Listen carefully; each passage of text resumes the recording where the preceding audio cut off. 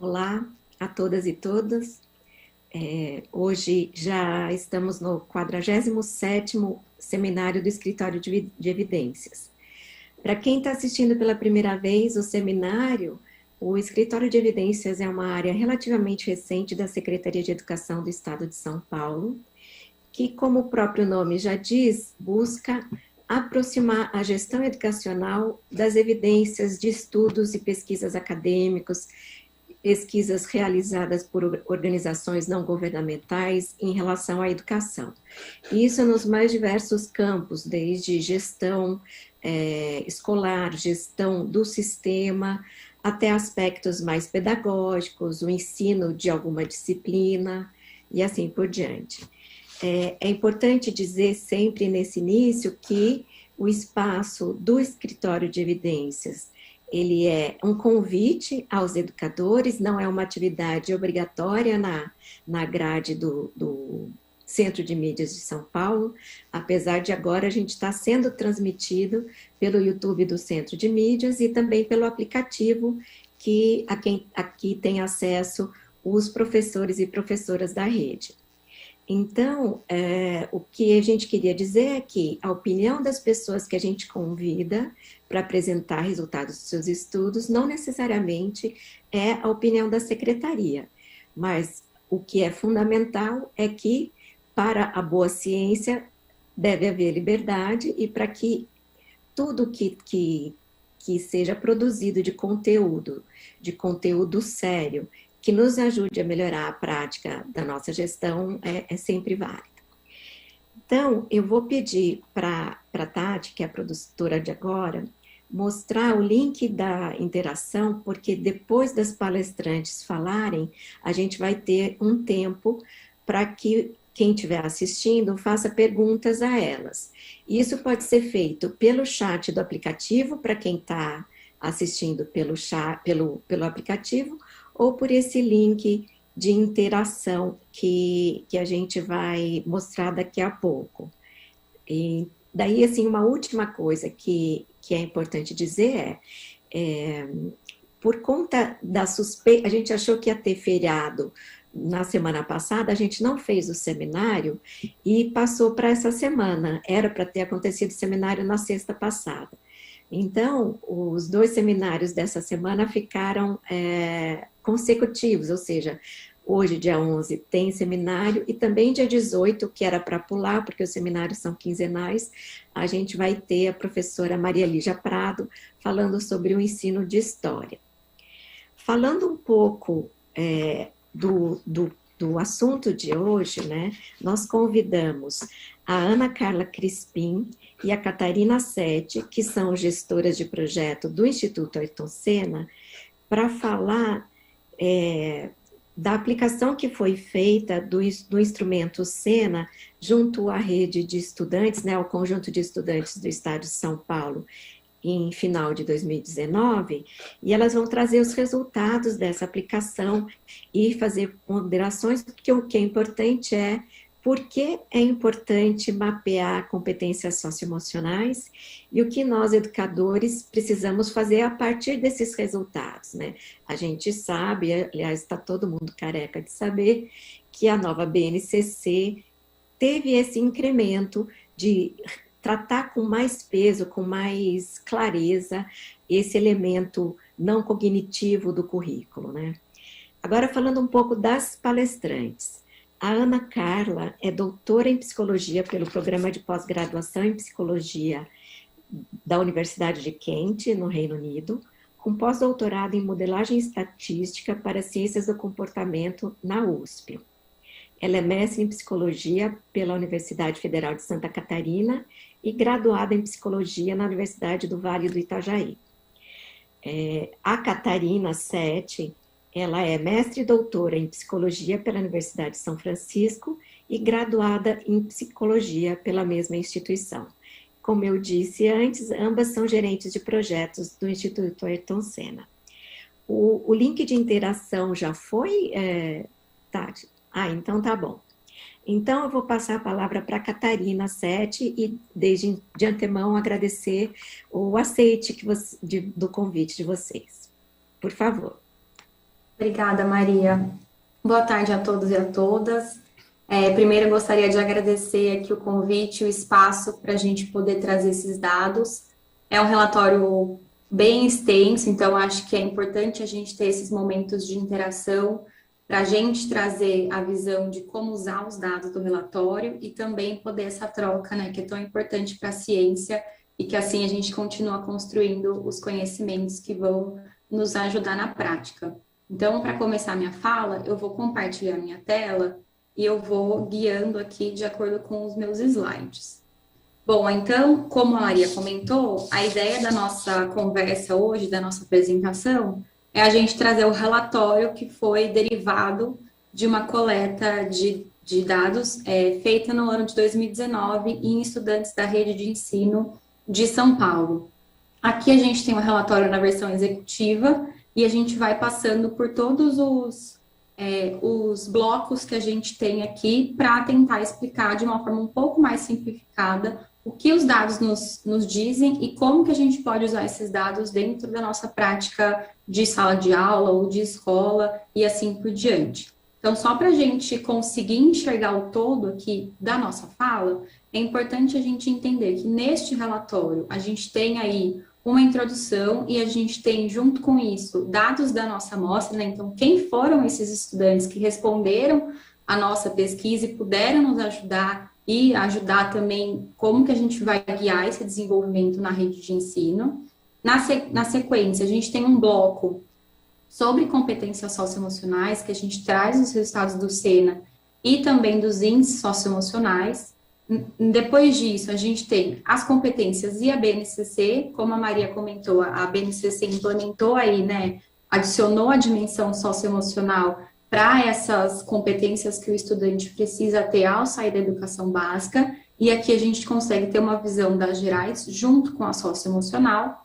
Na sequência, a gente tem 3 resultados de vida aqui importantes, então a gente vai discorrer sobre violência escolar, pertencimento e desempenho escolar, e por fim a gente tem o último tópico do relatório, são os interesses profissionais, que aqui a gente não vincula eles às competências socioemocionais, mas a gente traz uma discussão de como os jovens da rede de ensino estão entendendo as suas preferências, né, os seus gostos aí profissionais, para que de alguma forma a gente também possa auxiliá-los nessa jornada que eles têm aí entre educação básica e pós-educação básica. Então, essa é a carinha do nosso relatório e a gente vai mergulhar aí por todas essas sessões no dia de hoje. Então, para a gente começar, a gente primeiro precisa entender o que são essas competências socioemocionais e por que a gente fala tanto delas, né? Então, a gente entende que as competências socioemocionais são as nossas capacidades individuais que vão aí se manifestar nos nossos sentimentos, pensamentos e comportamentos. Então, é a forma com que eu lido comigo mesmo, a forma com que eu lido com o outro, a forma com que eu lido com o mundo e a forma como eu consigo enfrentar os meus desafios. Elas são maleáveis, então hoje a gente já sabe pela ciência que a gente consegue desenvolver essas competências socioemocionais dentro de sala de aula, mas também ao longo da vida. E além disso, a gente já tem bastante evidência científica de que essas competências socioemocionais exercem influência positiva sobre a saúde, o bem-estar, o aprendizado e a permanência escolar, entre outros resultados de vida. Então, a gente já tem uma vasta literatura científica apresentando esses dados, e aqui neste relatório a gente foca em 3 resultados de vida, mas eu queria só deixar claro que não são os únicos que elas são importantes. A gente tem aí diversas áreas da vida com que a gente pode se beneficiar, e o estudante também, das nossas competências socioemocionais bem desenvolvidas. Bom, entendendo o que são as competências socioemocionais, a gente precisa entender como que a gente organiza e nomeia essas competências, né? Então, o Instituto Ayrton Senna adotou o modelo baseado nos 5 grandes fatores, que é o modelo hoje na ciência mais robusto para explicar essas competências socioemocionais. E aqui a ideia é trazer bem de forma pincelada um pouco de cada competência, né? Então, aqui a gente tem 5 macro competências que a gente chama e 17 competências socioemocionais específicas. Então, se a gente olhar para o engajamento com os outros, é uma macrocompetência que fala sobre o quanto que eu consigo interagir com as pessoas, o quanto que eu consigo colocar minha opinião, o quanto que eu consigo manter um relacionamento social, uma conversa com uma pessoa, ainda que desconhecida, e o quanto que eu entendo, eu sou entusiasmado com a vida, eu tenho paixão pelas coisas que eu faço, paixão pelo meu dia a dia, eu acordo animado para fazer as coisas que eu tenho ali para fazer no meu dia. Então, essa é a macrocompetência de engajamento com os outros. Quando a gente olha para a resiliência emocional, essa macrocompetência é aquela que vai explicar o quanto que a gente consegue gerenciar os nossos sentimentos, apesar das adversidades. Então, o quanto que eu consigo controlar ou gerenciar minha raiva, meu estresse, minha frustração, e o quanto que eu acredito na minha capacidade, o quanto que eu consigo entender que eu sou capaz de fazer e confio em mim mesmo. Quando a gente vai para a autogestão, a gente tem aí 5 competências que falam bastante do quanto que eu consigo colocar os meus planos no papel e colocar ele na prática e continuar persistindo no meu caminho para atingir o meu sucesso. Então, são aquelas pessoas que conseguem organizar, que conseguem focar, né, que não se distraem com tudo que aparece, que são pessoas que cumprem os prazos e as tarefas que foram estabelecidas, que têm determinação e que têm persistência. Então, essa é um gerenciamento da vida, vamos dizer assim. A abertura ao novo, por sua vez, é a macrocompetência que vem trazer para a gente essa questão do quanto que eu gosto, do quanto que eu busco novos conhecimentos, eu busco usar a arte como forma de expressão, o quanto que para mim é fácil ou não conseguir pensar em saídas diferentes para o mesmo problema, então soluções criativas para o mesmo problema, e o quanto que eu tenho essa mente, então, curiosa, né, investigativa, e o quanto que eu exerço isso no meu dia a dia. E, por fim, a amabilidade tem a ver com a qualidade das minhas relações, o quanto que eu consigo, então, entender o lado dos outros, o quanto que eu consigo tratar os outros de forma bondosa, respeitosa, e o quanto que eu acredito que os outros são confiáveis, o quanto que eu acredito que eu posso contar com os outros. Então, de forma muito breve, aqui a gente entende o que são as competências socioemocionais e como que o Instituto organiza e nomeia as competências aí socioemocionais a partir do nosso modelo organizativo.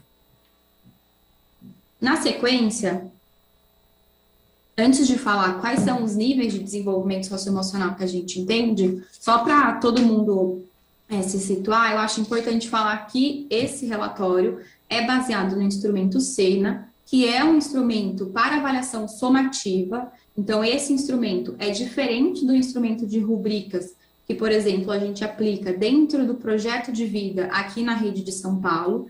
Então, esse é um instrumento de autorrelato que o próprio estudante responde sobre ele a partir da sua percepção.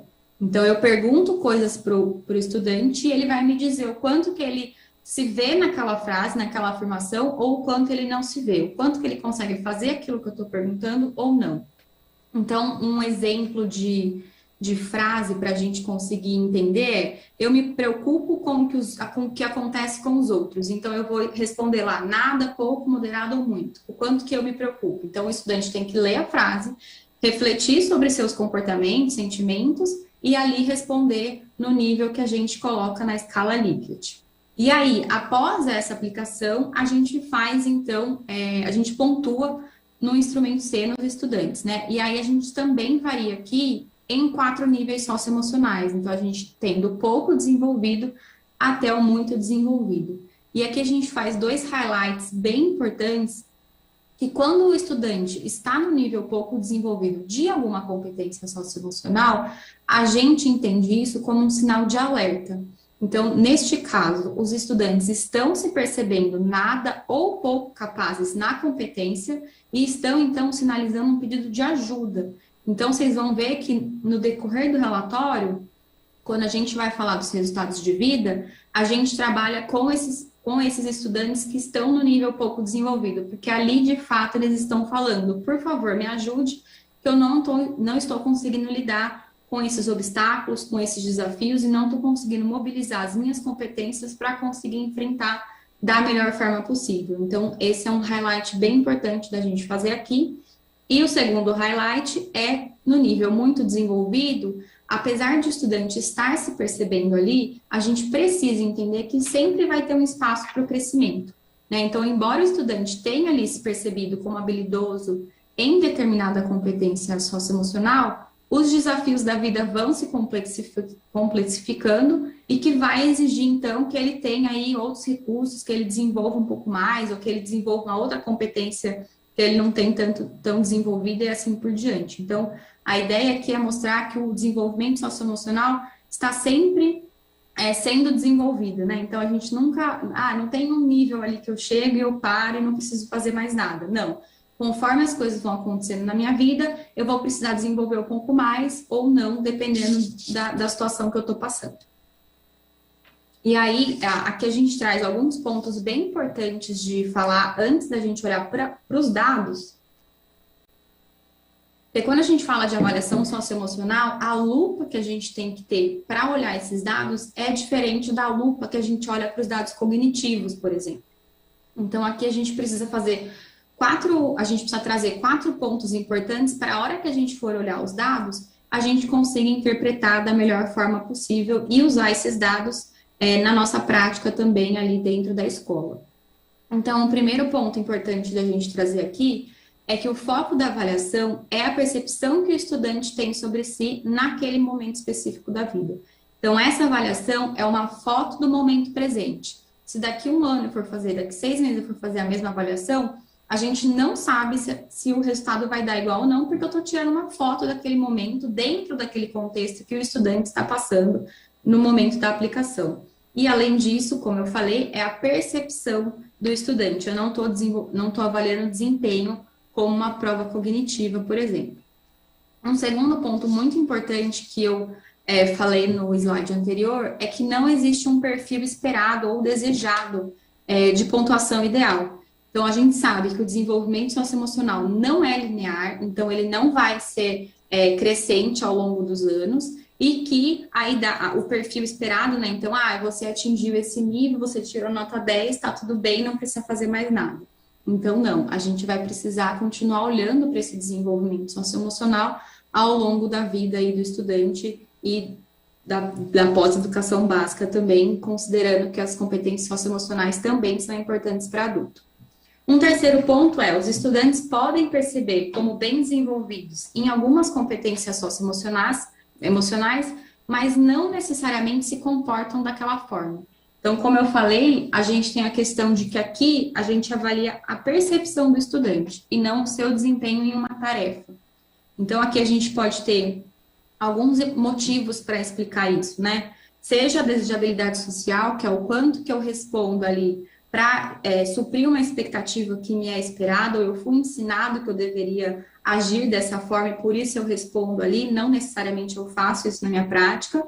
A dificuldade de autoconhecimento, então, quanto que o estudante consegue ler a frase, compreender o significado, olhar para si mesmo, fazer uma autorreflexão e aí responder ali a escala Likert que a gente coloca.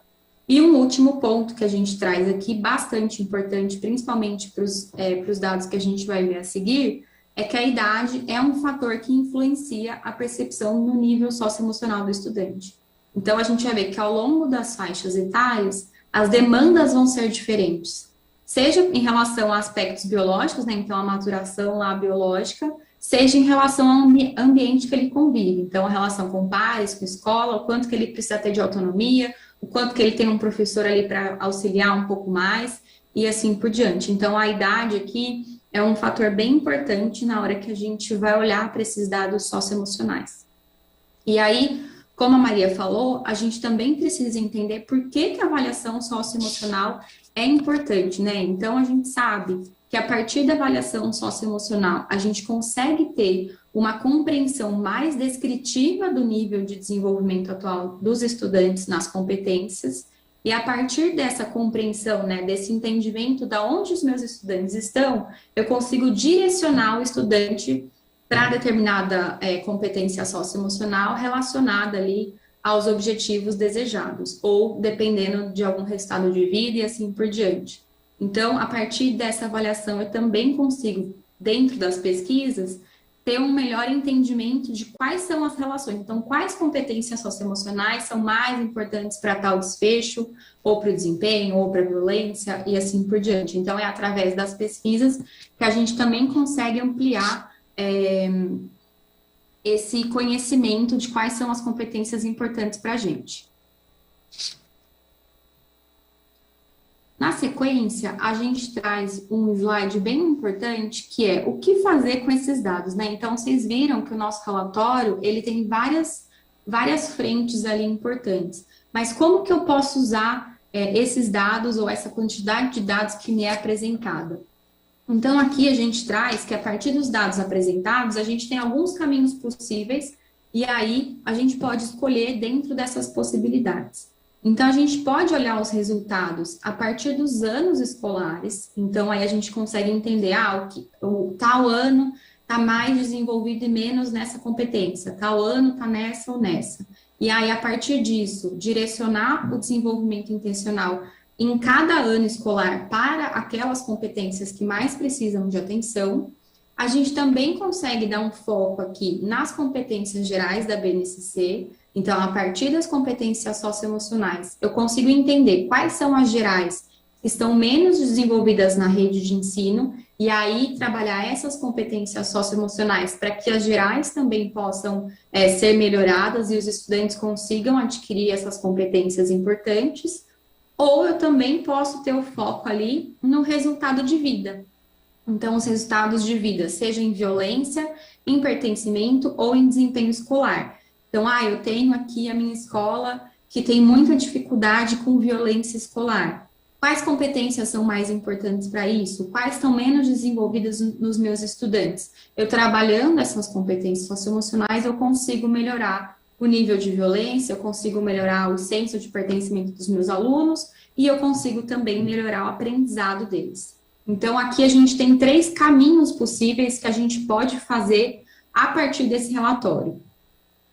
E para trazer de uma forma um pouco mais breve os dados que a gente trouxe no relatório, a gente fez uma planilha, uma tabela, né, de resultados principais. Então, vocês vão ver aqui que a gente tem os 3 caminhos possíveis, né? Então, eu tenho a visão geral por ano, a BNCC e os resultados de vida. Eu quero seguir, eu acho que eu preciso melhorar o pertencimento dos meus alunos. Então, eu vou ali e vejo quais são as 2 competências que requerem mais atenção, porque os estudantes estão me falando que têm dificuldade, eu vou trabalhar direcionada, né, de forma intencional, essas competências, que isso vai me refletir no pertencimento escolar da minha escola, da minha rede de ensino e assim por diante. Então, a ideia dessa tabela é trazer qual caminho eu quero seguir para este caminho, quais as competências que eu preciso olhar e desenvolver de forma intencional. Aqui a gente tem os dados da amostra. Então, como eu falei, a gente aplicou essa pesquisa em novembro de 2019, com 110 mil alunos, 198. A gente vai ver que esse número vai variar de acordo com as seções do relatório que a gente vai olhar, porque nem todos os estudantes responderam todos os instrumentos. Se a gente fosse colocar todos os estudantes para responder todos os itens, ia ficar uma pesquisa muito extensa. Então, a gente organizou a pesquisa de uma forma que a gente conseguisse avaliar todos os aspectos que a gente traz aqui, mas de uma forma que também não fadigasse os alunos que estavam ali respondendo.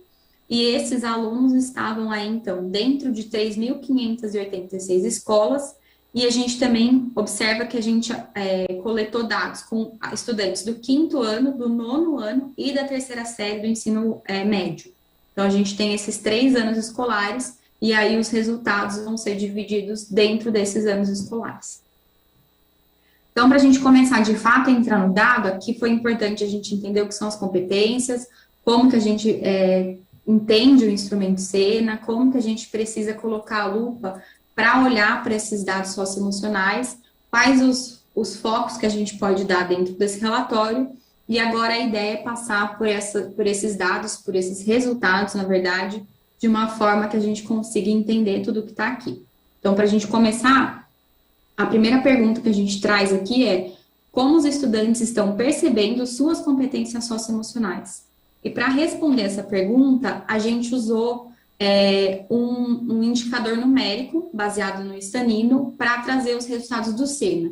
Isso foi um pedido da própria SEDUC para que facilitasse também esse entendimento por ano escolar. Então, aqui a gente tem as 17 competências socioemocionais avaliadas nos 3 anos de ensino e a gente tem ali os níveis que cada ano dos estudantes estão se percebendo.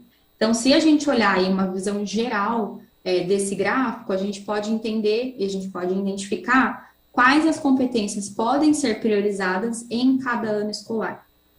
Então, eu quero trabalhar só com os meus alunos de 9º ano. Eu olho aqui quais são as competências que estão menos desenvolvidas e eu posso, então, fazer esse trabalho de forma intencional. Quando a gente olha de forma ampla para esse gráfico, a gente percebe que os estudantes do 9º ano se perceberam como menos desenvolvidos na maior parte das competências socioemocionais. Então, 9º ano é a bolinha azul escuro. Vocês podem perceber que eles estão mais no nível ali um pouco mais baixo, se percebendo como menos desenvolvidos. E isso demonstra, então, que o crescimento socioemocional não é linear. Então, mas eu esperava que tivesse o 5º, o 9º e a 3ª série. Como eu falei, a lupa do socioemocional é diferente. Então, a gente tem várias coisas aqui que vão impactar também nisso.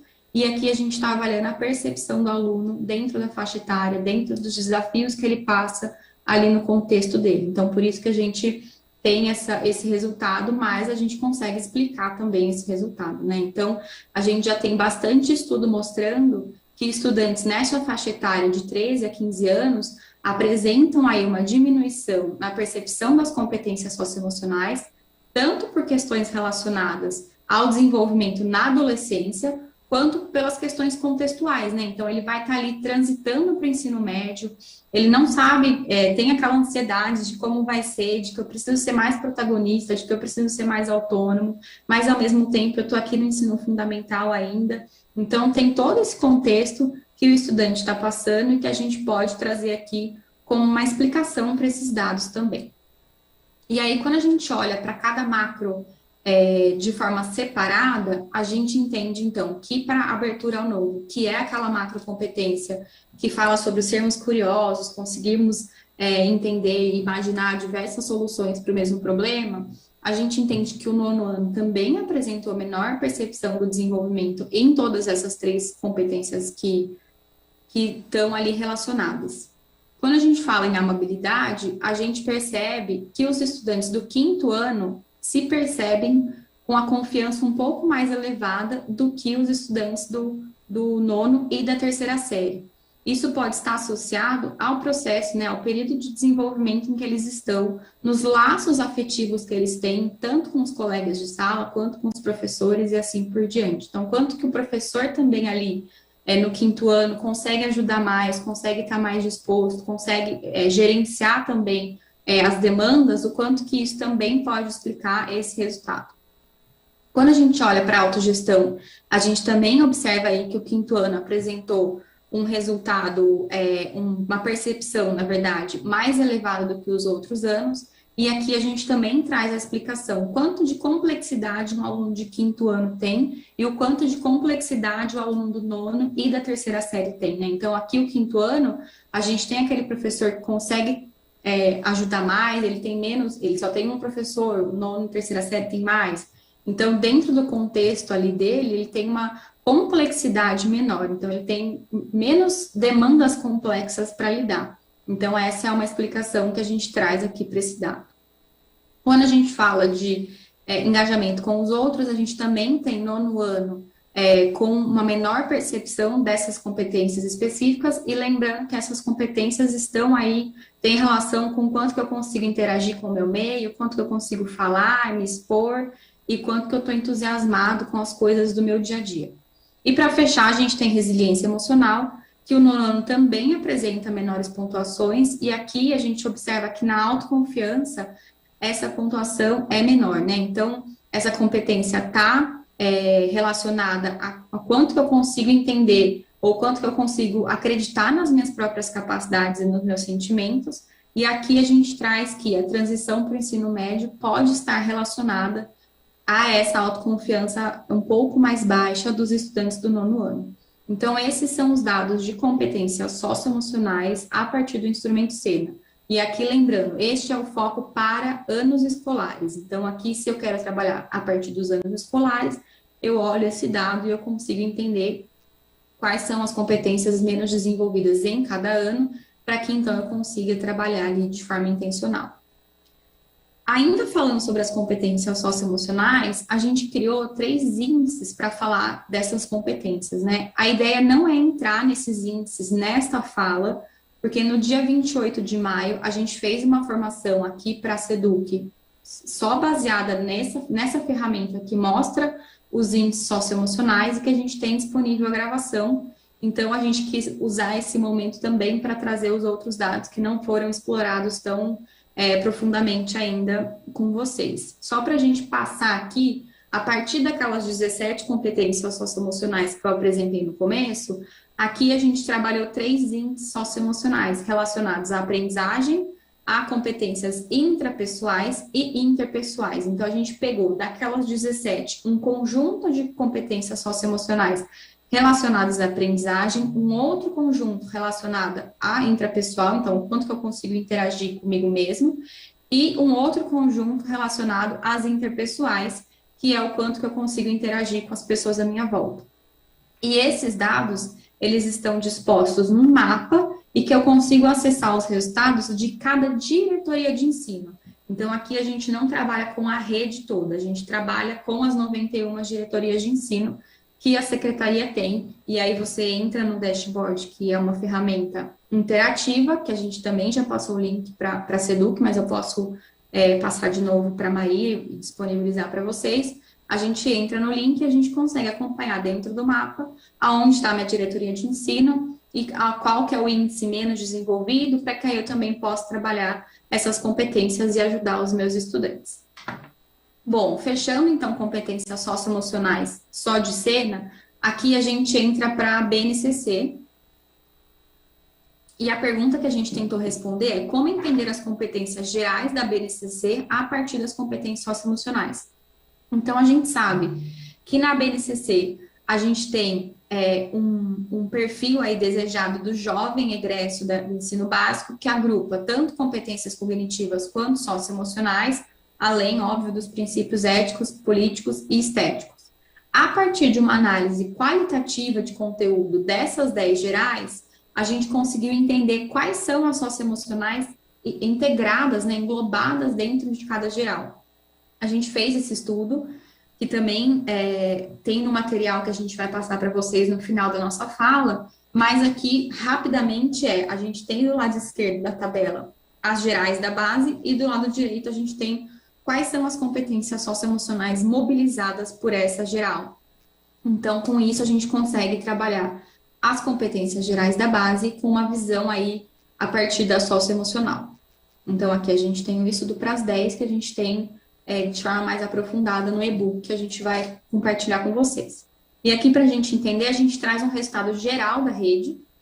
Então, a partir das nossas análises, a gente consegue entender que as 2 competências gerais menos desenvolvidas da BNCC é a competência 3, que tem a ver ali com repertório artístico-cultural e que tem como competência socioemocional englobada o interesse artístico, e a competência 8 de autoconhecimento e autocuidado, que traz a resiliência emocional, que essas 3 têm a ver com resiliência emocional.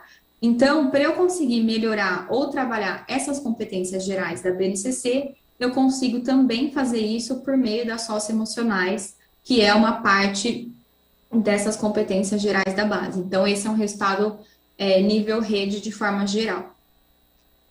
Bom, entrando agora em resultados de vida, a gente vai trazer para vocês resultados de violência, de pertencimento e de desempenho.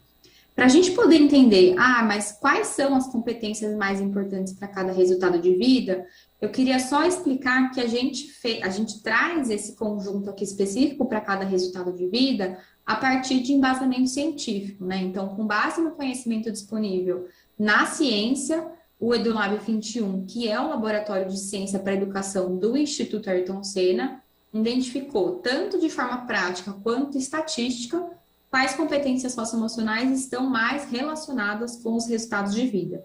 Então, se a gente olhar aqui, a gente tem os desfechos, os resultados de vida que a gente trabalha e quais são as competências mais importantes para cada um deles.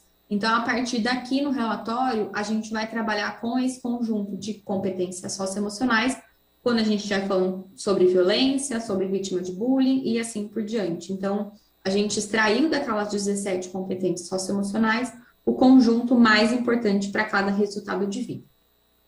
Então, vamos começar com violência escolar, que é, então, como as competências socioemocionais podem auxiliar na redução da violência escolar. Só para a gente entender como que a gente entende a violência escolar para trazer aqui no relatório, né? Então, a gente entende que violência no contexto escolar pode ser caracterizada por meio de dois aspectos, tanto problemas disciplinares, que a gente está chamando de índices de violência escolar, quanto o bullying.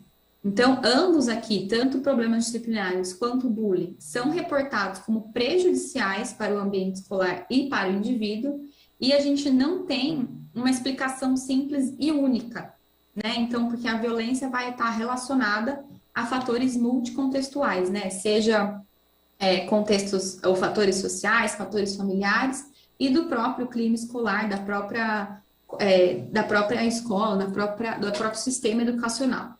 Por não haver uma causa unitária, a gente também não pode falar ou trazer um perfil único, né? Tanto de intimidadores quanto de vítimas de violência. Então, é importante a gente entender esses pontos. Para avaliar a violência escolar, a gente tem um instrumento também, que é ali 10 perguntas sobre a ocorrência de comportamentos de violência nos últimos 30 dias. Então, os estudantes responderam esse questionário e a partir disso que a gente conseguiu tanto trazer os dados de violência, quanto conectar a violência com as competências socioemocionais. E aqui também, a gente tem uma explicação, né? A violência escolar aí tem os fatores de risco, que são os comportamentos internalizantes, que é a ansiedade, a depressão, o isolamento, e os comportamentos externalizantes, que é a agressão e a violência. E aqui a gente tem as competências socioemocionais atuando como fator protetivo. Então, o fator protetivo aqui a gente entende que são elementos que podem reduzir ou auxiliar na prevenção de fatores de risco, que são esses dois que eu acabei de citar. E para a gente também entender o bullying, aqui a gente define o bullying, né? Então, o bullying pode ser visto como agressões verbais, físicas ou psicológicas, a disseminação de informações e rumores, e também a gente tem o cyberbullying hoje, principalmente agora que a gente está trabalhando bastante no online. Para entender o bullying e para trazer o bullying para o relatório, a gente dividiu entre vítima de bullying e intimidação do bullying, né? Intimidador do bullying. Para trabalhar com a vítima, a gente fez perguntas se aquele estudante sofria determinadas coisas dentro da escola nos últimos 30 dias. E para trabalhar o intimidador de bullying, a gente perguntou para os estudantes se eles faziam, né, se eles perpetravam comportamentos de bullying, como intimidar ou caçoar os colegas nos últimos 30 dias também. Então, a partir dessas perguntas, a gente conseguiu também trazer um resultado legal de bullying aqui. Legal no sentido de importante saber, tá? Antes de cada gráfico das violências, a gente sempre traz uma síntese de principais resultados, que é a mesma história de como que a gente pode, então, trabalhar as competências socioemocionais. Então, aqui a gente traz quais deveriam ser olhadas e quais requerem mais atenção. E um ponto importante que eu não falei anteriormente, mas que é importante destacar, é que a literatura já apontou para a gente que a gente não consegue desenvolver, ou não é ideal desenvolver, várias competências ao mesmo tempo, porque a gente acaba que não consegue dar tanto foco. Então, a literatura já nos contou, as pesquisas já demonstraram que a gente consegue desenvolver de forma adequada até 2 competências socioemocionais. Então, é por isso que ao longo do nosso relatório, vocês vão ver que a gente sempre separa, a gente trabalha em blocos, né? De 2 em 2. A gente nunca coloca mais do que 2, porque a gente entende que a gente consegue direcionar, né? Intencionalizar ali o desenvolvimento socioemocional do estudante quando a gente consegue trabalhar 2 competências ao mesmo tempo, uma ou 2, né? E quando a gente falou, então, do bullying, aqui a gente tem o resultado geral da rede, que mostra que 16,10% dos alunos dizem que já sofreram bullying nos últimos 30 dias por conta da aparência do corpo, seguido da aparência do rosto. Então, são dados aí que mostram quais são os tipos de bullying mais frequentes dentro dos estudantes da rede de ensino. E quando a gente pergunta para os estudantes se você chacota, se você pratica o bullying, né, 10,2% dos estudantes relataram praticar bullying nos últimos 30 dias. Então, aqui a gente tem quais são as competências socioemocionais importantes para a violência escolar. Então, aqui eu estou falando de violência geral. Tolerância à frustração, nos 3 anos, aparece com maior destaque. Então, o que esse gráfico está me dizendo?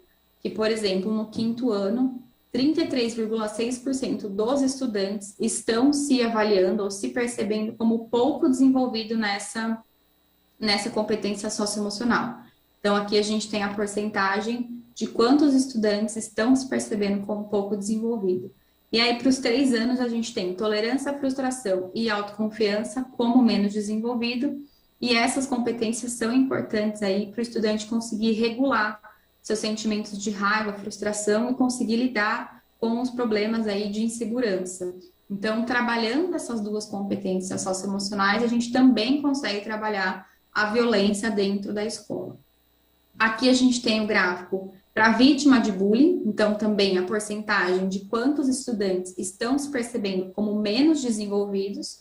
A gente tem para 5º ano, 9º ano e 3ª série a autoconfiança também como a competência aí que mais os estudantes estão se percebendo como pouco desenvolvido, e essa competência é importante aí para o estudante conseguir enfrentar ou conseguir lidar com a sua insegurança, entender a sua capacidade, entender o seu valor e se conseguir lidar bem consigo mesmo. Então, essa é uma competência bem importante quando a gente fala de vítima de bullying. E para fechar a violência, a gente tem dados aqui para intimidador de bullying, que mostra também que tolerância à frustração é a competência que os estudantes estão se percebendo como menos desenvolvidos. E essa competência é aquela que vai ajudar o estudante a regular aí seus sentimentos de raiva e frustração e que ele consiga lidar melhor com as situações adversas. Então, se a gente também quer melhorar os casos de bullying dentro da escola, a gente precisa olhar para essa competência de tolerância à frustração. Agora, para falar de pertencimento, eu queria chamar a Ana, minha colega do Instituto, para trazer para vocês esses dados. Obrigada. Boa tarde, pessoal. Reforçando aí o que a Kate trouxe no começo, obrigada pelo convite. E eu vou continuar agora essa sessão de resultados de vida, falando um pouquinho mais de pertencimento escolar e como que as competências sociais, elas também podem auxiliar no desenvolvimento, né, do pertencimento escolar. Pode passar, por favor. Então, o que é o pertencimento escolar, né? A gente entende ele como um fator protetivo no ambiente escolar, porque ele está muito conectado com esse conjunto de percepções que o estudante vai ter sobre a relação dele com a escola, a relação dele com os outros estudantes ou com os outros profissionais da escola, incluindo os outros professores, e também com o sentimento que ele tem de acolhimento e de segurança que ele tem nesse ambiente. Então, está muito conectado também com o clima escolar. E por que é importante a gente estudar isso? Porque a percepção que o estudante tem do pertencimento escolar dele, o quanto ele se sente pertencente àquele ambiente, se relaciona com o bem-estar dele com ele mesmo e dele com a escola. E, claro, isso também vai influenciar no processo de ensino-aprendizagem. E uma coisa que a gente viu por meio de algumas pesquisas é que aumentar o pertencimento escolar também se relaciona à retenção de estudantes na escola, ao menor índice de faltas, ao menor índice de evasão escolar, e também aumenta ali a motivação dele para aprender. E como que a gente fez, então, essa mensuração, né? Como que a gente fez para entender como os estudantes estavam se percebendo para o pertencimento? A gente fez algumas perguntas que também compõem um instrumento de autorrelato, e essas perguntas, elas iam refletir esses aspectos, tanto do ambiente escolar, quanto do relacionamento dele com os colegas e com os professores, assim como esse sentimento de segurança que ele tem com a escola dele naquele ambiente. Pode passar. E aí, como a Kate trouxe ali no começo, né, o pertencimento escolar, por meio de algumas pesquisas, a gente identificou que ele está relacionado à confiança, à autoconfiança e à iniciativa social. E aí, quando a gente fez aquela análise de entender o percentual de estudantes que estava se entendendo como pouco desenvolvido nessas competências, a gente viu que para todos os anos, as competências que precisavam, que tinham o maior percentual de estudantes dessa forma, era a confiança e a autoconfiança. Pode passar. E aqui vocês veem isso de uma forma um pouco mais visual, assim como a Catarina trouxe lá na violência, a gente consegue ver que a confiança aqui, que está em laranja, ela tem o maior percentual de estudantes, né, que está se percebendo como pouco desenvolvido. E ela é seguida pela autoconfiança. E o que isso quer dizer? A confiança ela tem esse componente mais de relação com o outro, e por isso que está muito relacionado ao pertencimento escolar. Então, como o estudante se percebe naquele ambiente e o quanto ele confia naquele ambiente também. Já a autoconfiança, ela está muito relacionada à relação da pessoa com ela mesma.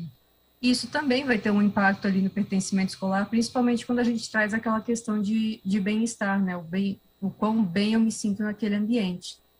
E aí é interessante trabalhar essas competências e priorizar elas, né? Se for o foco da rede, porque melhorar elas também vai ajudar a melhorar o pertencimento escolar e também vai ajudar a melhorar o clima escolar. Então, aqui é um foco interessante também para se trabalhar, caso a rede entenda, né, que o pertencimento precisa ser melhorado. Passando, então, para o nosso último resultado de vida, o desempenho escolar. Então, que competências, né, que a gente vê que está sendo, podem estar auxiliando no desempenho escolar. Pode passar, por favor. A gente entende o desempenho escolar por meio dessas avaliações que os professores fazem, né, dos conhecimentos e dos aprendizados dos alunos. Isso pode ser feito por meio de provas padronizadas, então, tanto as provas estaduais quanto as provas federais. E é importante que a gente investigue isso, porque ele vai se relacionar muito com os tipos de operações que a gente faz no nosso dia a dia, como essa apresentação que eu estou fazendo. Então, como que eu opero minhas palavras, como que eu opero números. E isso vai nos auxiliar no nosso processo de tomada de decisão. Não pode passar. Para fazer essa análise, mais especificamente, né, a gente se baseou também na literatura internacional para entender que competências que estavam sendo vistas como associadas a esse resultado de vida, assim como a gente fez estudos nacionais, né, por meio do nosso EduLab 21, para entender que competências que estavam se associando. E aí a gente identificou que as competências que mais se associavam era curiosidade para aprender, que está ligada à abertura ao novo, respeito, que está ligado à amabilidade, e a determinação, que está ligada à autogestão.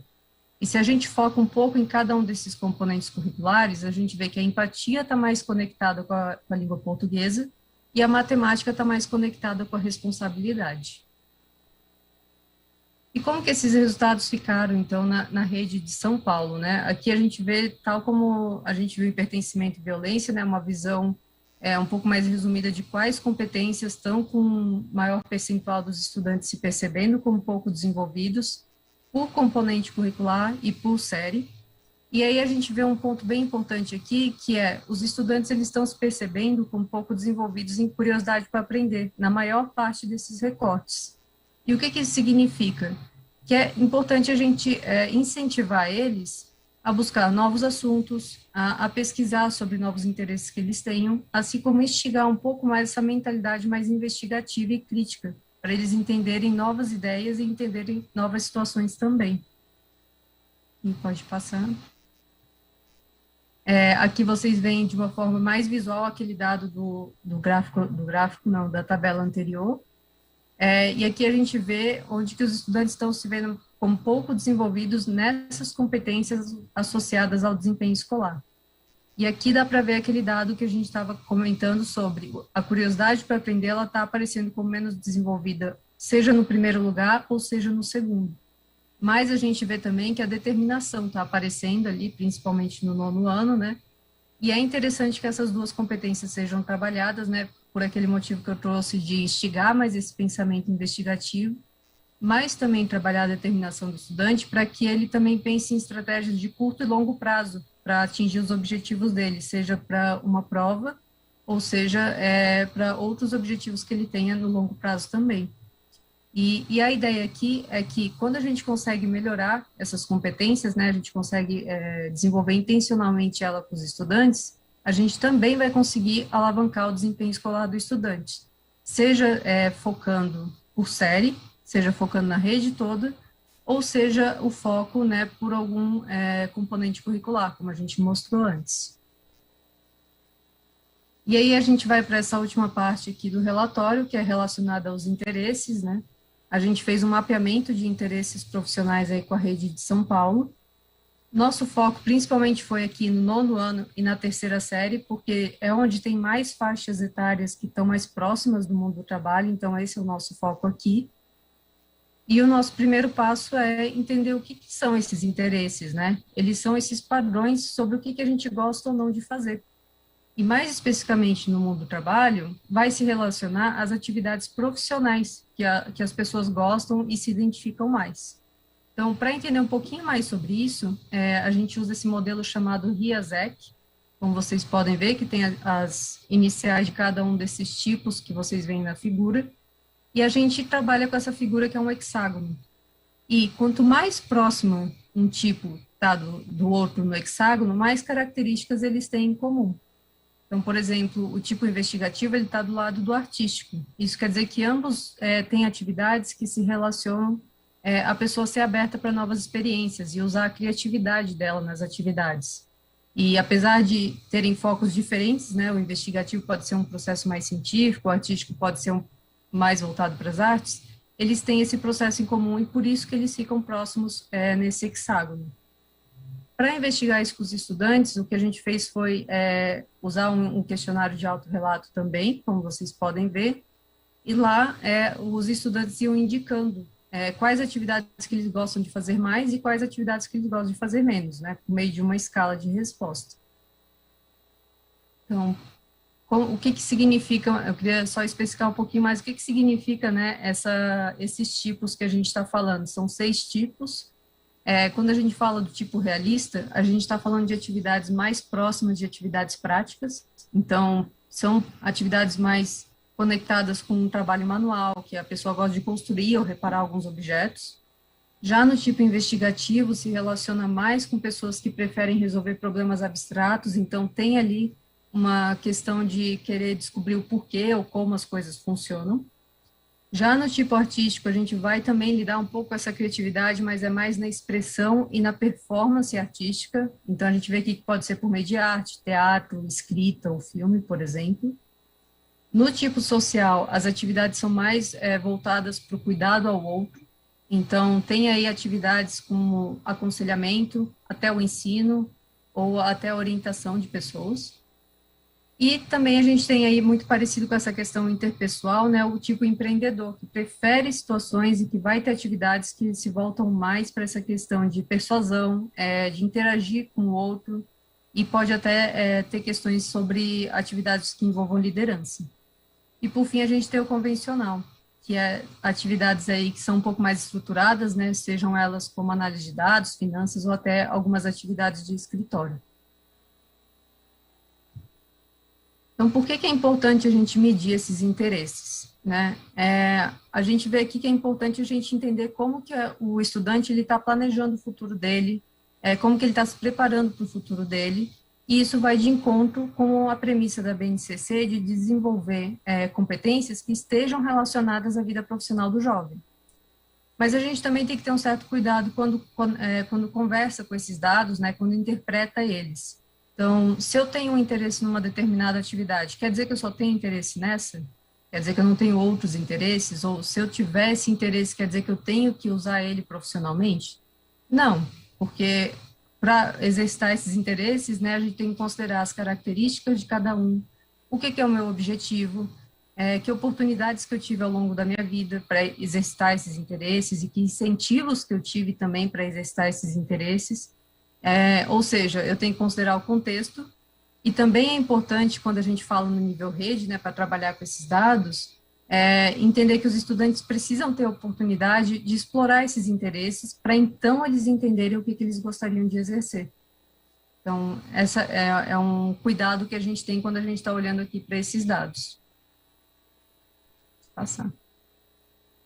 Então, como que os interesses, né, estão na rede de São Paulo, mais especificamente? Então, primeiro a gente queria trazer um mapeamento geral para vocês, até replicando aquele hexágono, né? Aqui vocês veem a rede do 9º ano em azul e a rede do ensino, da terceira série do ensino médio em amarelo. Os dois têm algumas preferências bem similares, como vocês podem ver, mas a gente vê que o tipo social ele é um pouco mais prevalente em ambas delas. E o que isso quer dizer? A gente tem aí estudantes na faixa etária do nono ano ali, que tem 14, 15 anos, até os 17, e durante essa fase na adolescência, os estudantes tendem a preferir mais atividades que tenham interação com os pares deles. E por isso que a gente pode estar tendo uma prevalência maior desse interesse. E isso reforça até o nosso argumento, né, aquela premissa que a gente traz de investigar os interesses secundários. Não ficar só no interesse primário, o que mais me interessa, mas entender também como esses interesses secundários podem também ser trabalhados pelos estudantes para eles entenderem se eles querem exercitar eles mais ou não. E é interessante também que a gente veja que os interesses eles vão variando conforme os anos passam. Então, alguns interesses podem ter diminuído e outros podem ter aumentado, como a gente vê aqui no 9º e no 3º ano, né, de uma certa forma. Passando. Então, como que a gente pode ver esses interesses, né? Como eu falei, tem interesses secundários que é legal a gente dar uma olhada. Então, é interessante que a gente faça o foco pelas séries também. Então, como a gente vê aqui no 9º ano, se a gente vê esse recorte diurno e integral, a gente vê que a gente tem interesses muito mais prevalentes do social e do empreendedor, por exemplo. Mas a gente vê que os interesses realistas e artísticos, os estudantes estão falando que tem um pouco menos de interesse nessas atividades.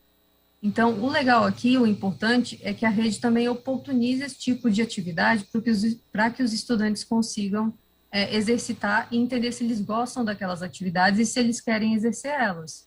Então, para o tipo realista, a gente pode ter aí trabalhos da rede que incentivem atividades manuais ou até atividades esportivas, que também estão ali compreendidas pelo tipo realista. Já para as atividades do artístico, podem ser atividades que vão oportunizar mais a criação e até a expressão artística dos jovens, estão trabalhando aí componentes da criatividade. No 3º ano, a gente tem um recorte aqui do diurno, integral e noturno, e a gente vê que os tipos realista e convencional, eles vão mudando gradualmente, né, de alguns desses turnos para os outros. Então, é comum que a gente veja, né, os estudantes do período noturno mais engajados em atividades do mercado de trabalho, e aí, por isso, esses interesses vão ser um pouco mais variados quando a gente olha nesse recorte. Mas, assim como no 9º ano, a gente vê que o interesse artístico também está menor nessa população. E aí é importante também que a gente estimule os estudantes a verem um pouco mais desses interesses e investigar um pouco mais desse processo de conhecer ideias novas e de motivar também a imaginação deles por meio de algumas atividades. Passar. Por fim, a gente fez esse último recorte da 3ª série especificamente, que separa os alunos do Centro Paula Souza e da rede estadual. E a gente vê que, né, o Centro Paula Souza tem menor interesse nos interesses realista e convencional, e seguindo essa mesma lógica de abrir oportunidades para os estudantes, o que seria interessante aqui é ofertar mais atividades, né, que sejam atividades mais manuais ou físicas, até como esportes ou até manuseio de ferramentas, ou também atividades mais próximas do escritório, por exemplo, atividades mais sistemáticas, que é mais próximo dos interesses do convencional, seja um trabalho com finanças ou até outros trabalhos que envolvam um ambiente de escritório, né? Passar. Então, de forma geral, o que a gente viu aqui nesse mapeamento, né? Ele trouxe informações sobre quais interesses são mais prevalentes na rede, e isso é muito importante porque, principalmente quando a gente está trabalhando com trilhas formativas, mas ele também trouxe informações sobre quais interesses que podem estar sendo menos experienciados pelos estudantes, como a gente viu o tipo artístico. E aqui é um ponto de atenção para que a rede também consiga desenvolver atividades que tragam essa experiência para os estudantes, seja por meio de processos criativos, como artes e música, ou até na performance de atividades como essas, como o teatro, por exemplo. E uma coisa que também eu fui tentando trazer ali na fala, é que interesses não são estáticos. Então, quando a gente vai vendo ali o 9º, 3º ano, a gente vê que eles vão alterando esses interesses. Então, conforme o estudante vai se desenvolvendo e conforme ele vai se conhecendo, ele também começa a entender o que ele gosta mais de fazer e o que ele não gosta de fazer. Então, o que ele quer exercer e o que ele quer exercer na vida pessoal dele e o que ele quer exercer na vida profissional. Por que isso é importante para a rede? Porque é a partir disso que a rede seria o papel dela de oportunizar de forma igual essas atividades e também de forma diversificada. Então, não trabalhar só com os interesses que são mais prevalentes, mas considerar também aqueles que não estão tendo tanto interesse dos estudantes, porque pode ser uma questão de eles não estão tendo acesso a esses interesses também. E aí eu vou repassar a palavra para a Kate para fazer as considerações finais. Bom, chegamos aqui nas considerações finais e a gente trouxe 3 pontos importantes aqui para a gente finalizar nossa fala, né? Então, o primeiro deles é que não existe soluções mágicas, então não é uma única atividade isolada no currículo que vai promover esse desenvolvimento consistente das competências socioemocionais. Portanto, a gente já sabe também, por meio de vários estudos científicos, que a metodologia SAFE é uma metodologia muito indicada e com resultados muito satisfatórios para o desenvolvimento intencional das competências socioemocionais. E aí, só para trazer de forma muito resumida, o método SAFE é aquelas atividades, né? Então, é aquela metodologia que trabalha de forma sequencial, ativa, focada e explícita. Sequencial, porque eu preciso começar as atividades do menos complexo para o mais complexo, para o estudante conseguir se desenvolvendo e também dá para ele um período ali, né, uma duração e uma experiência de longo prazo, então não é uma única aula que vai desenvolver a empatia do estudante. Ativo, porque eu preciso que o estudante desenvolva as competências socioemocionais estando em ação. Não adianta eu entrar na sala de aula e dar uma aula sobre empatia. Eu preciso fazer atividades que ele consiga mobilizar isso e ensinando como mobilizar. Então, para empatia, eu poderia trabalhar em grupo. Para assertividade, eu poderia trabalhar com os estudantes apresentando o trabalho lá na frente. E aí, para cada competência, a gente pode pensar numa atividade diferente, mas que ele seja ativo ali no papel. Focada, porque eu preciso ter esse foco nessa intencionalidade no desenvolvimento socioemocional, e explícita, porque a gente precisa contar para o estudante qual competência a gente está desenvolvendo. Assim, ele também consegue participar ali como protagonista do seu processo de aprendizagem e de desenvolvimento. O segundo ponto é que o desenvolvimento socioemocional dos estudantes é potencializado quando é compromisso coletivo de toda a comunidade escolar. Então, quanto mais pessoas se engajarem, mais o desenvolvimento socioemocional é potencializado. E os interesses profissionais, que a Ana já falou, né, que aqui a gente traz um convite à reflexão e ao replanejamento, considerando todos os pontos de atenção que a Ana trouxe no slide anterior. E para fechar a nossa fala, a gente agradece de novo o espaço e a gente criou aqui um QR Code que vai direto para um e-book disponível no site do Instituto Ayrton Senna, que lá a gente traz, desde o surgimento, né, das competências socioemocionais, o que são as competências, a gente explica lá o modelo organizativo que a gente usa, quais são os benefícios das competências socioemocionais, e a gente tem 4 ou 5 capítulos só dedicados ao instrumento SENA. Então, que a gente conta o que é o instrumento, a gente conta de todas as propriedades psicométricas que ele tem, e como que ele funciona, e como que a devolutiva também funciona. Então, é um material bastante completo, que eu acho que vocês podem se beneficiar aí também para ampliar o conhecimento. Obrigada, Maria.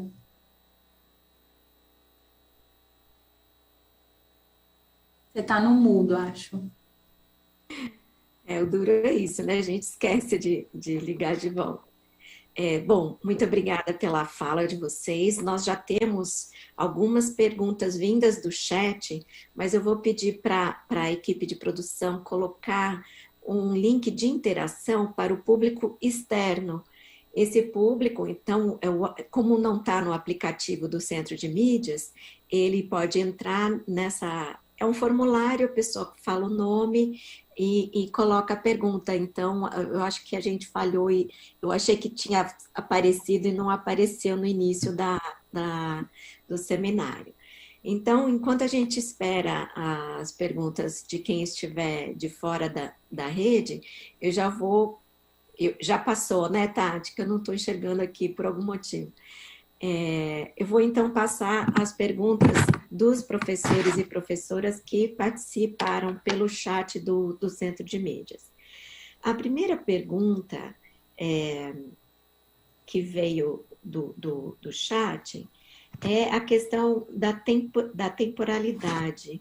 Um momentinho aqui, porque eu também fiquei com dúvida sobre a temporalidade de aplicação desse instrumento.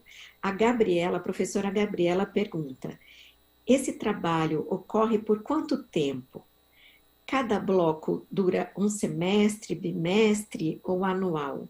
Eu não sei exatamente a que bloco ela está se referindo, mas a minha pergunta ia um pouco nessa linha também, não sei se ficou clara.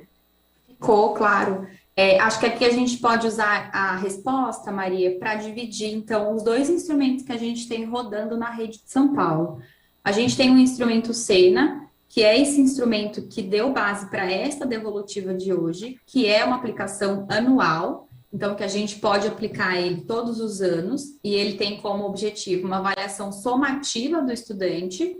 E a gente tem um outro instrumento também do Instituto que a gente aplica na rede, que são as rubricas.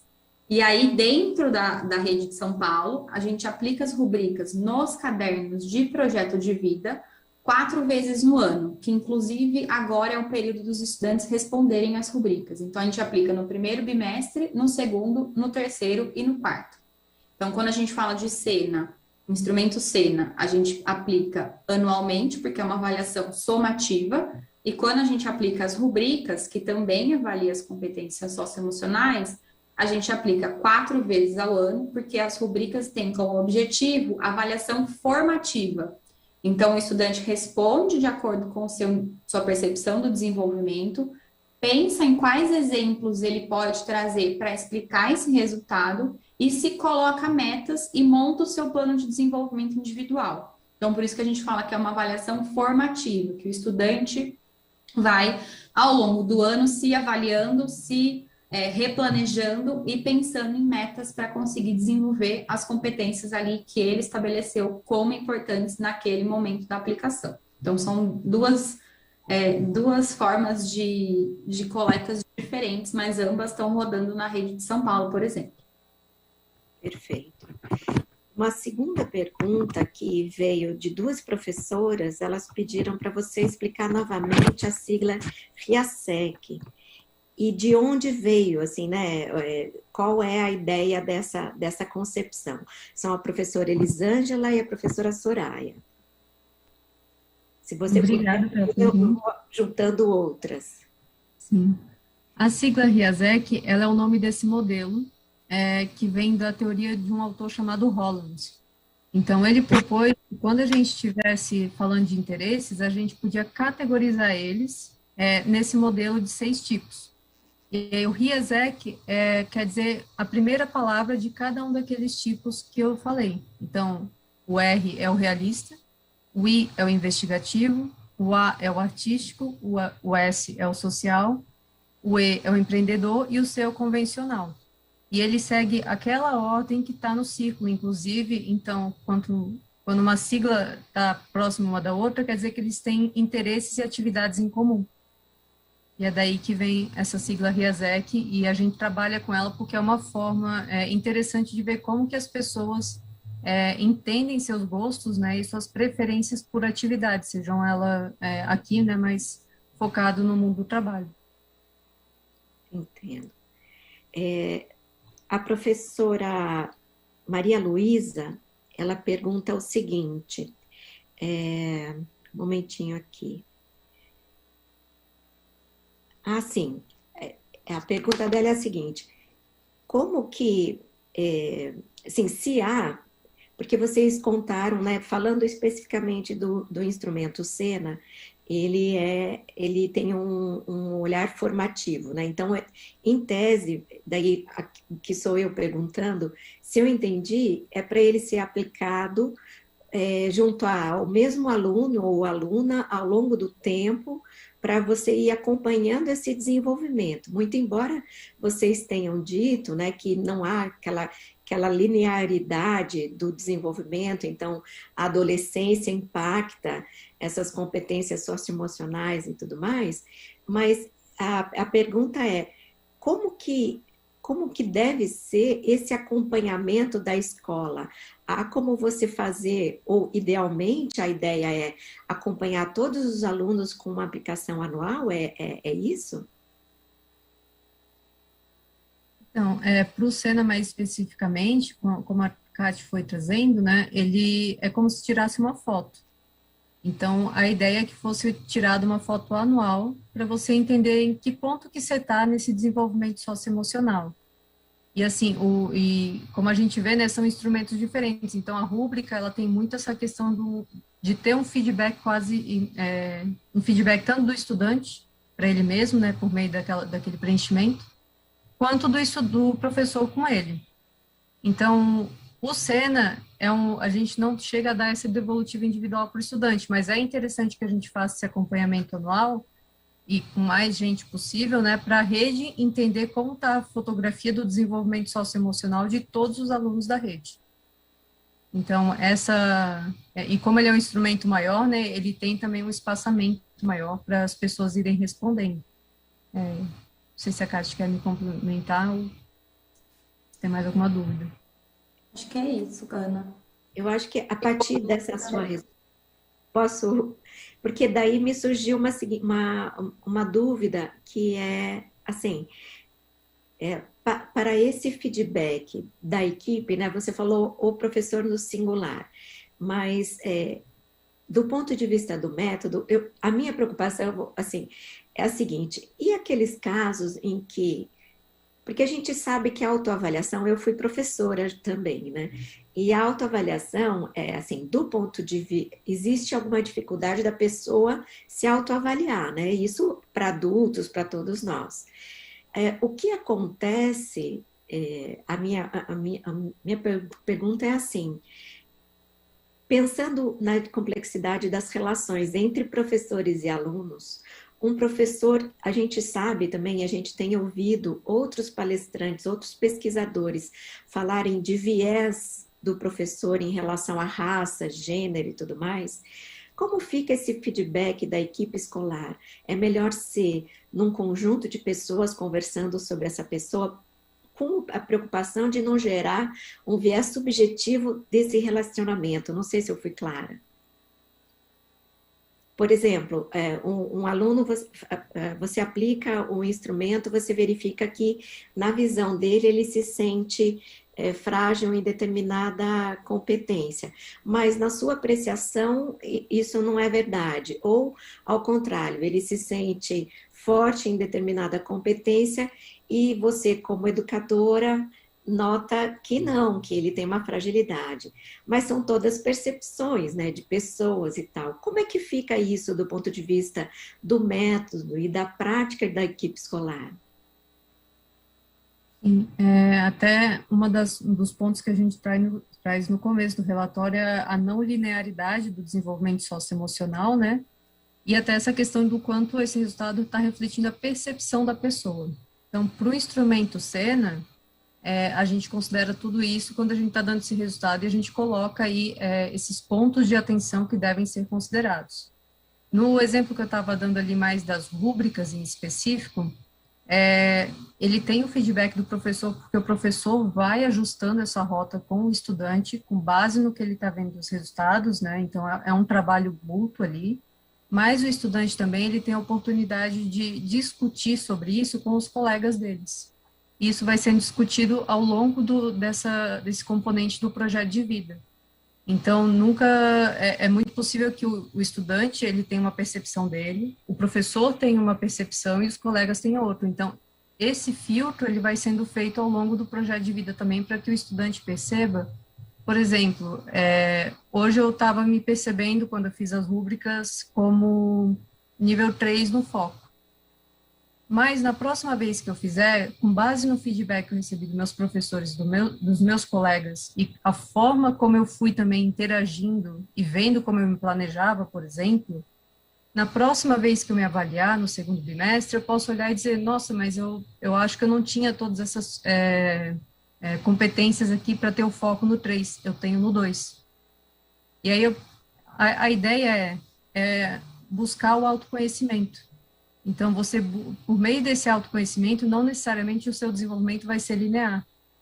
E não é necessariamente só do método, mas é da percepção e do feedback que ele está recebendo do ambiente e dele mesmo.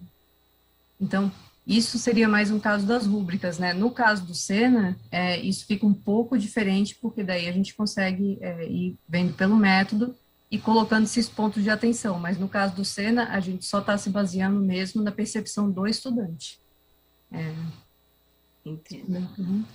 E aí, só para complementar, quando a gente trabalha com o Sena, vocês viram aqui no relatório que a gente trabalha numa visão macro, né? Ou da rede, ou do ano, ou das diretorias de ensino. Então, a gente tem uma foto geral daquilo. A gente não entra na individualidade, no feedback do estudante e assim por diante. Então, a gente até propôs a formação no dia 28 de maio, que era para as diretorias de ensino olharem para os resultados e juntas ali pensarem em como elas podem endereçar esses resultados. O que acontece de forma diferente nas rúbricas ou nas rubricas, que a gente tem ali um caderno explicando para o professor o que é um feedback, como fazer um feedback, de que forma tratar o feedback, ou de que forma puxar também esse aluno para esse autoconhecimento. Então, são dois instrumentos que de alguma forma se complementam. Cada um tem um foco muito específico. Então, no Sena, a gente consegue ter uma foto geral da rede de todos os anos, ou por diretoria de ensino, ou por regional, e nas rubricas a gente consegue ter a percepção do aluno de forma individual, em que o professor consegue acessar esse resultado.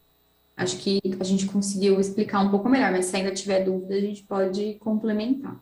Não, ficou claro agora. Para mim, pelo menos, eu entendi melhor agora.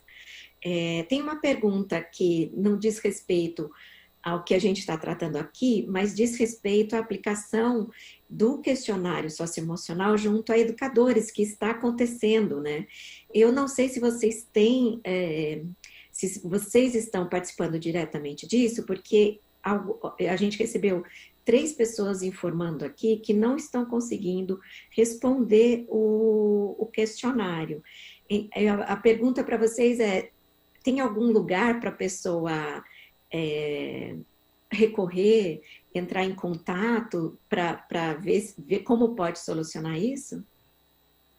Eu posso tentar dar um guia aqui. No link que as pessoas têm acesso para responder a pesquisa, eu acho que na primeira página tem um e-mail para as pessoas contatarem caso elas tenham algum tipo de problema para conseguir acessar ou para fazer qualquer problema ao longo da pesquisa. Então, elas podem acessar lá esse e-mail, mas a gente também pode buscar algum tipo de informação para deixar aqui com vocês e vocês repassarem para essas pessoas, se quiserem.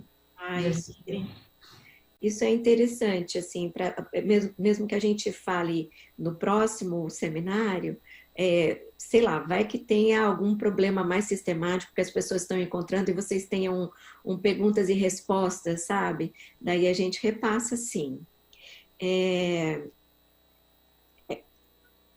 Aqui, agora sou eu perguntando, a Maria Elisa. Eu tenho 2 perguntas.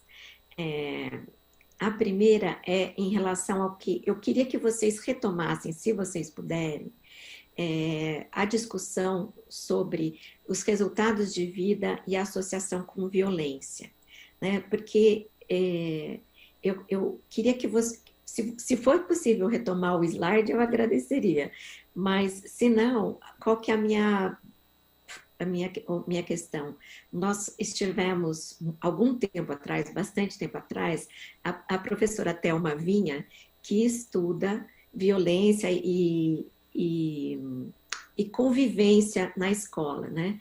E o que ela trouxe, que é muito importante, é a noção de que toda a nossa sociedade brasileira tem uma percepção sobre a violência na escola que é um pouco determinada pelo tratamento que a mídia faz, que confunde vários fenômenos na mesmo rótulo, violência, quando há sentidos muito variados, né?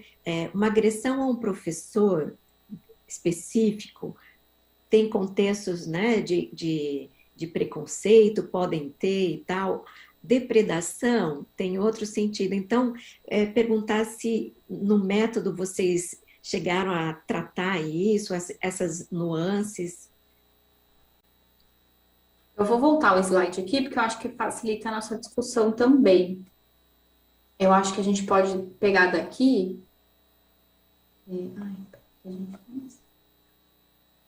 E aí, a sua pergunta é também voltada de que forma a gente avaliou a violência, né? Como que a gente está considerando aqui? Lembrando que essa avaliação, ela é muito uma avaliação objetiva, né? Então, é uma avaliação quantitativa, no caso.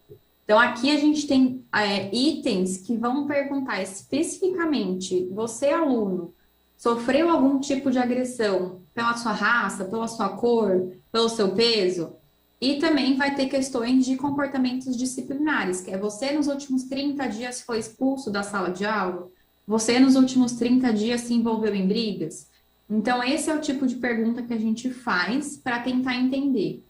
Talvez a sua pergunta também tenha uma vertente um pouco mais subjetiva da avaliação. Eu não sei se eu estou me confundindo também, Maria.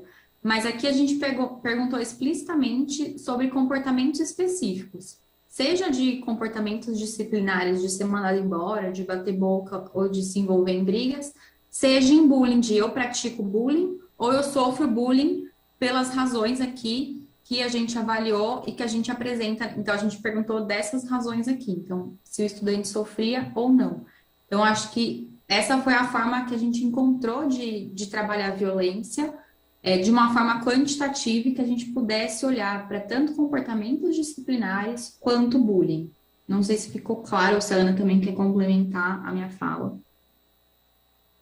É ótimo. Não, esclareceu sim, a minha dúvida era essa.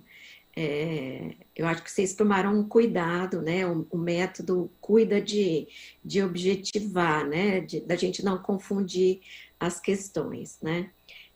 Por fim, vocês comentaram que a avaliação a partir das rubricas, você faz a partir do caderno de projeto de vida, certo? E vocês, então, aqui estão falando de todas as escolas no Inova, o projeto de vida que é aplicado a todas as escolas, ou só sobre as escolas integrais? E daí eu ia te perguntar em relação a essas questões de diferença, né?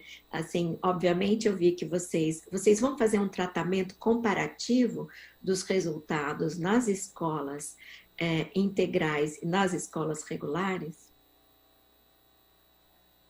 Sobre o projeto de vida, a gente tem, a gente não, né? A secretaria tem o componente curricular dentro das escolas que fazem parte do Inova, e a gente também apoia no desenvolvimento dos materiais pedagógicos, tanto orientando o professor como avaliar, como desenvolver as competências de acordo com as atividades que a gente tem no caderno, quanto como aplicar as rubricas. Então, eu acho que essa é a primeira resposta de que a gente tem as rubricas em São Paulo dentro de projeto de vida. E a segunda pergunta agora eu esqueci. Se vocês vão fazer uma análise comparativa. A Ana abriu o microfone, eu acho que ela pode falar melhor, porque ela está trabalhando mais nessa frente dentro do Instituto. Eu só fico com uma dúvida, é a análise comparativa das rubricas entre os turnos ou do SENA? Não, dos resultados entre comparar escolas integrais e escolas regulares. Porque sim, a gente sabe que existe toda uma capacidade metodológica, pedagógica das escolas integrais que muitas vezes as regulares não têm. E isso pode ter alguma variação, não sei.